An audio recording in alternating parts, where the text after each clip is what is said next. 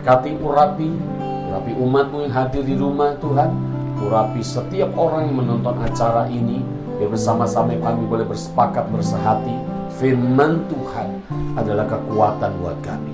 Dalam nama Yesus, semua diberkati, sama-sama kita katakan amin. Kita kasih tepuk tangan sekali lagi buat Tuhan kita Yesus.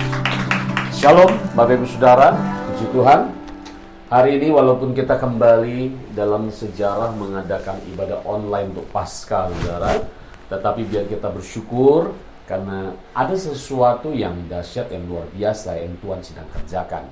Karena itu tetap bersyukur apapun yang kita alami, apapun yang sedang terjadi. Nah, mari kita akan belajar kebenaran firman Tuhan.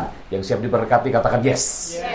Nah, tetap tidak jauh dari tema Jumat Agung yang kemarin kita bahas. Satu tema yaitu Prince of Light yang kita ambil dalam kitab Kisah Para Rasul pasal 3 ayat 15. Demikian firman Tuhan.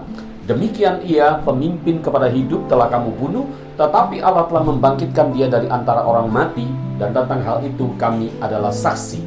Nah, saudara perhatikan bahwa Yesus mati di atas kayu salib adalah sebagai bukti bahwa kasih Tuhan buat kita nyata. Setuju katakan amin. Nah, dia adalah Prince of Light, dia yang memimpin kepada kehidupan. Nah, setiap orang yang percaya kepada Tuhan pastinya akan mendapat dan menikmati bagian itu, saudara. Arti kematian Yesus adalah mendamaikan kita dengan Bapa, saudara.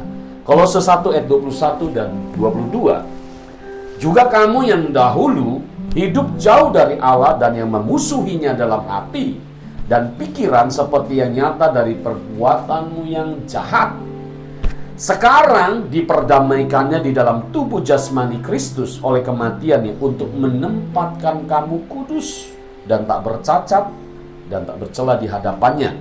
Saudara ingat, iblis berusaha memisahkan manusia dengan dosa. Kalau dosa masuk kepada manusia, maka terputuslah hubungan manusia dengan Tuhan. Nah, Jumat Agung mengingatkan kita akan kematian Tuhan Yesus di atas kayu salib. Bapak Ibu mesti memperhatikan ini bagian yang sangat penting sekali. Pada waktu Yesus mati, dia menebus dosa kita. Tetapi dilanjut, Tuhan bangkit. Nah, pada waktu Tuhan bangkit, Tuhan sedang melucuti kekuatan dosa.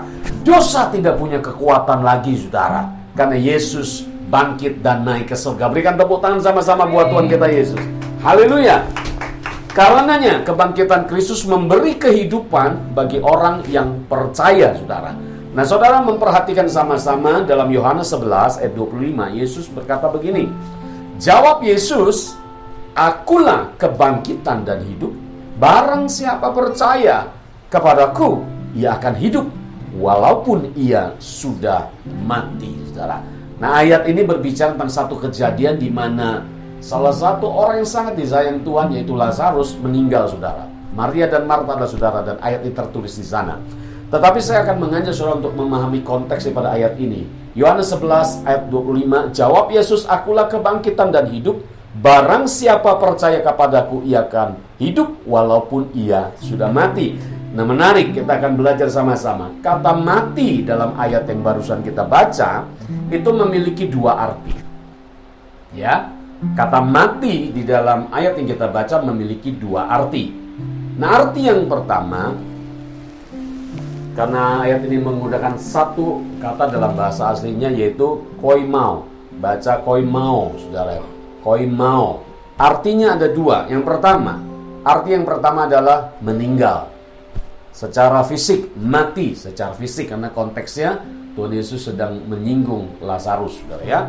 Nah, Tuhan Yesus menjelaskan bahwa setiap orang percaya yang mati secara fisik akan mengalami kebangkitan pada hari Tuhan Yesus datang untuk yang kedua kali. Percaya katakan amin. Nah, ayat yang kita baca 1 Tesalonika 4 ayat 16 berkata begini. 1 Tesalonika 4 ayat 16. Sebab pada waktu tanda diberi, yaitu pada waktu penghulu malaikat berseru dan sangkakala Allah berbunyi, maka Tuhan sendiri akan turun dari sorga, dan mereka yang mati dalam Kristus akan lebih dahulu bangkit.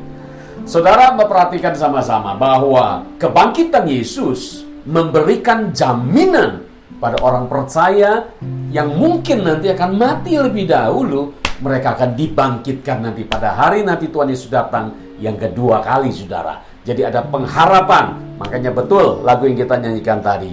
Sebab Dia hidup, ada hari esok. Sama-sama nyanyikan. Sebab Dia hidup, ku tak gentar, karena ku tahu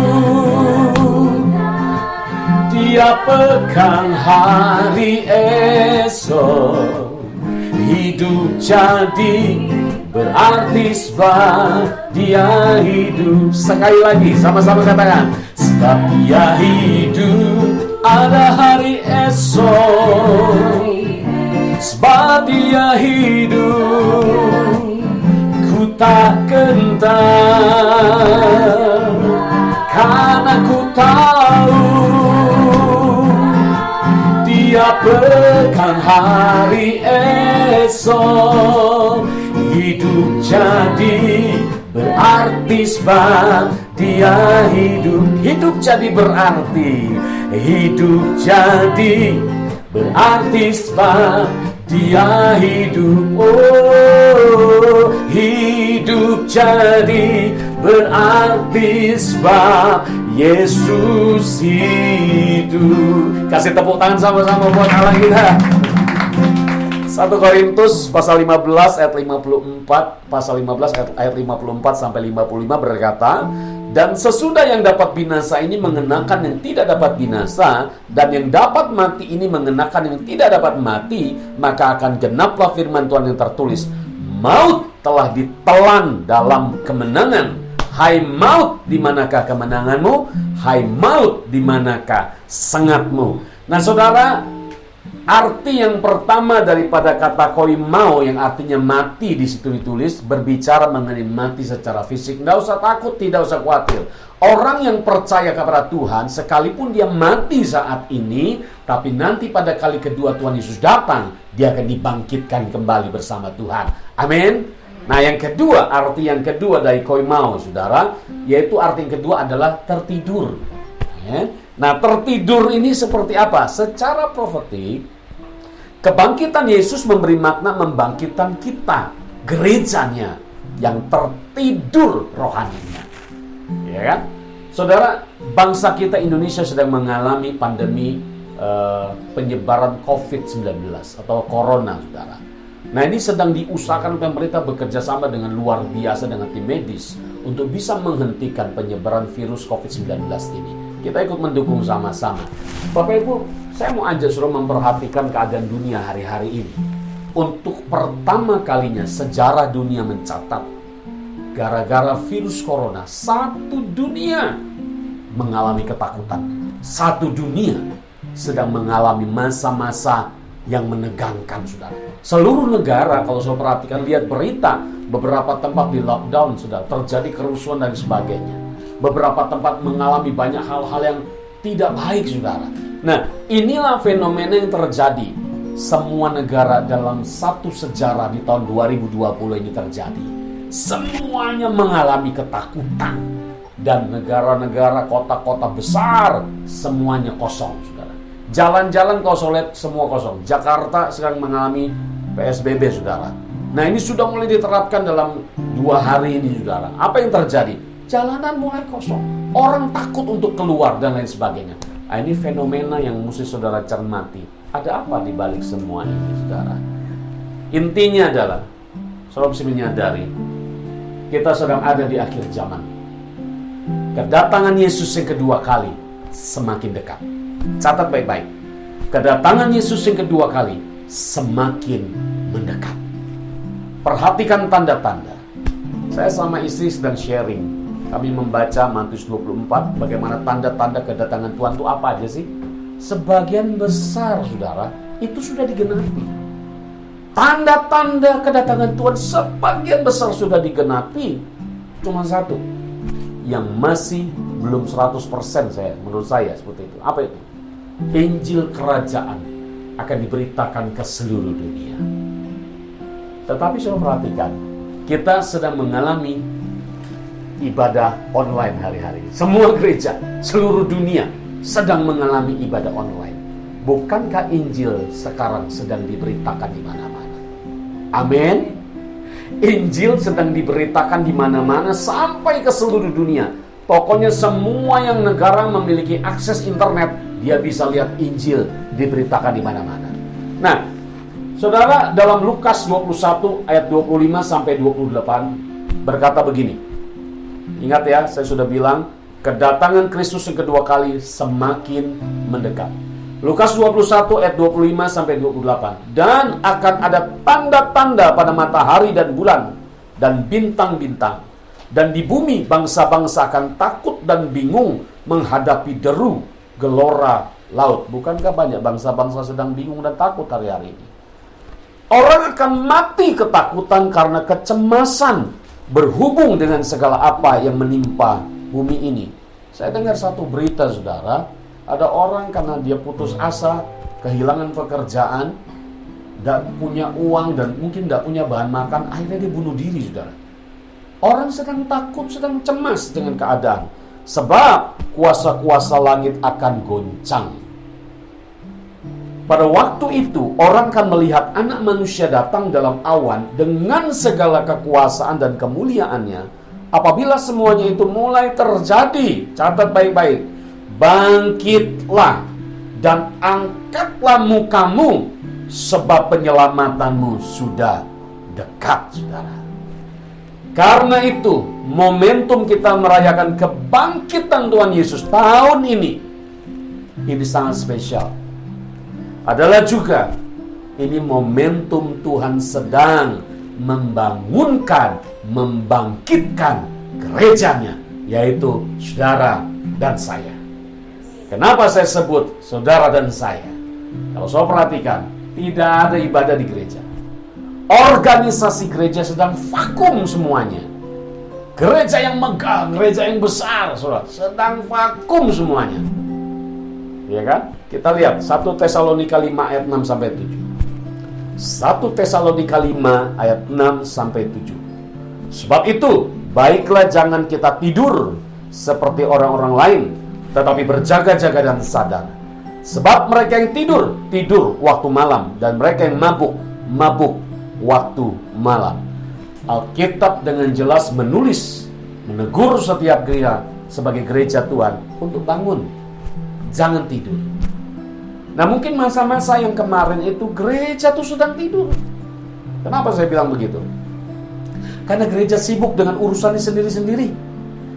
Gereja sibuk dengan kemabukan, dengan kebanggaannya, mega church, pelayanan yang luar biasa. Masing-masing gereja menonjolkan kelebihan-kelebihannya sudah dalam pujian, dalam firman Tuhan. Ya, gedung gereja yang megah, AC yang bagus, musik yang megah, saudara, lampu yang kelap-kelip dan lain sebagainya. Itu kebanggaan semua, saudara.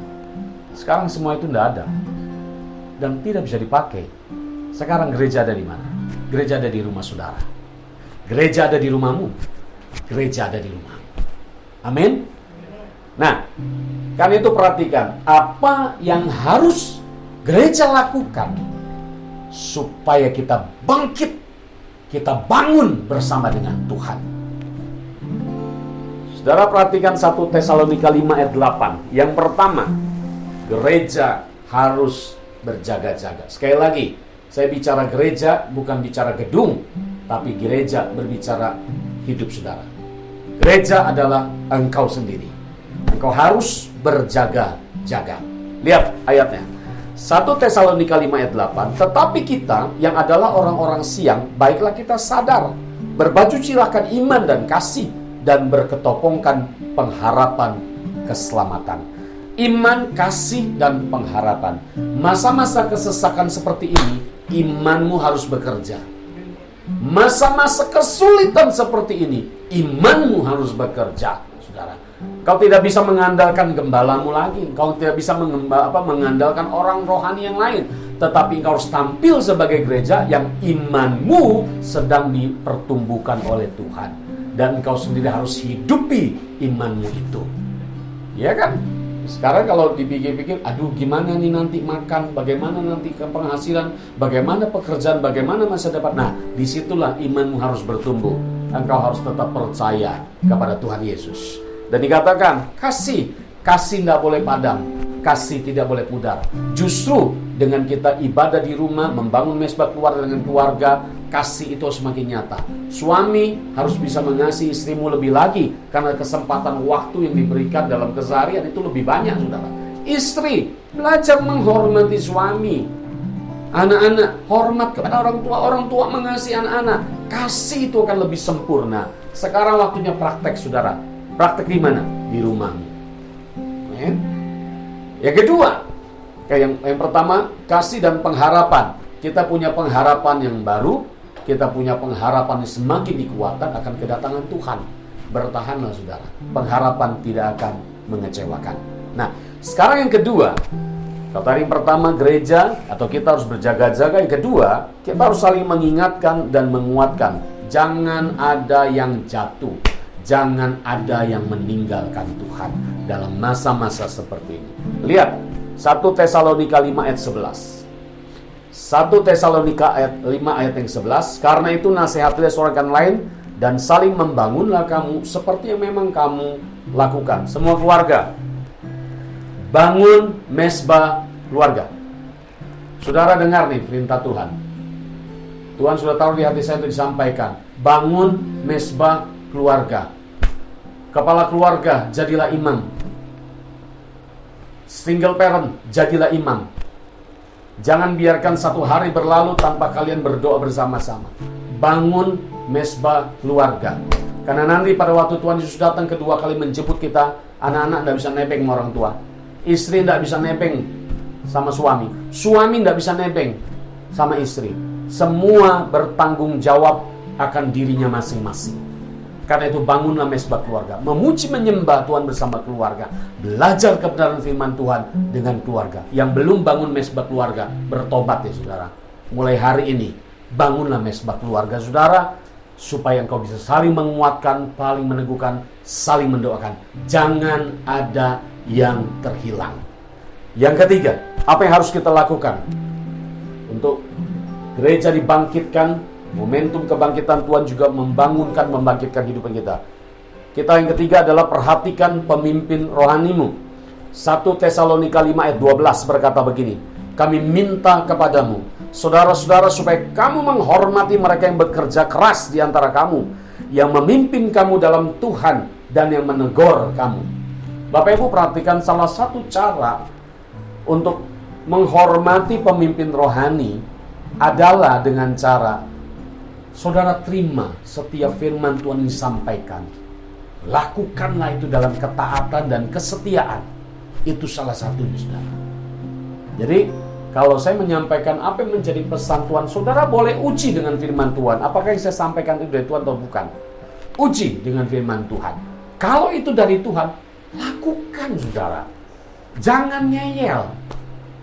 Kalau saya sudah bicara menyampaikan pesan Tuhan, baca Alkitab setiap hari, lakukanlah itu. Kalau saya sudah menyampaikan bangun mesbah keluarga, lakukanlah itu, saudara. Dan biar saya percaya ada sesuatu yang dahsyat, yang ajaib yang saya akan dapatkan dalam hidup saudara Tuhan. Jadi kalau pemimpin rohani berbicara, saudara tangkap baik-baik. Karena apa yang saya sampaikan, itu saya uji dulu. Benar nggak dari Tuhan atau bukan? Jadi saya apa yang saya sampaikan, saudara lakukanlah dengan setia. Yang terakhir, bagaimana supaya kita bangkit dan dibangkitkan dengan kebangkitan Tuhan Yesus? Jangan tidur, saudara. Yang keempat, pelihara iman sampai akhir, saudara. 1 Tesalonika 5 ayat 23. Semoga Allah damai sejahtera menguduskan kamu seluruhnya, dan semoga roh, jiwa, dan tubuhmu terpelihara sempurna dengan tak bercacat pada kedatangan Yesus Kristus Tuhan kita. Gereja Tuhan, bangkitlah, bangunlah, dan tetaplah setia sampai akhir. Mari kita berdoa. Saya berharap apa yang disampaikan boleh menjadi kekuatan untuk saudara gereja Tuhan. Bersama-sama kita bersyukur bahwa segala kebaikan, kasih dan rahmat Tuhan. Mari kita angkat pujian sama-sama.